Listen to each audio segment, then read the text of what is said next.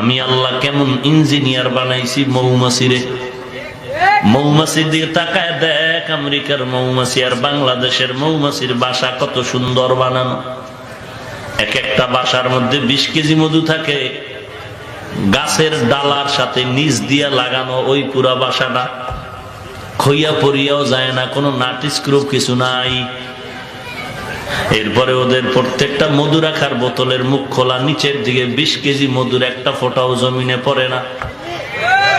এরপরে দেখবি ওদের bedroom, drawing room, dining room, bathroom সব আলাদা আলাদা, মধু রাখার জায়গা আলাদা, ঘুমানোর জায়গা আলাদা, বাথরুম আলাদা। একটা রুম আর একটা রুমের সাথে সুতা লাগায় দেখ, এক চুল পরিমাণ ব্যবধান নাই, সব সমান, একই কোয়ালিটি।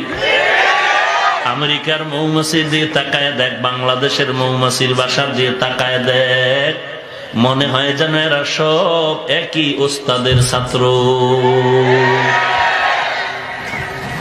চড়ুই পাখির দিয়ে তাকায় দেখো, তাল গাছে বাসা বাঁধাইয়া ওখানে ঘুমায়, ওখানে খায়। এই চড়ুই পাখি, নারিকেল গাছে কেন বাসা বাঁধলি না? চড়ুই পাখি বলে, আমরা চমৎকার গবেষকায় জমিনে আসছি, আমাদের গবেষণার রাডারে ধরা পড়লো নারিকেল গাছ বুলবুল নামের তুফান আনলে ভেঙ্গে যাবে। নার্গিস নামের তুফান আর গরু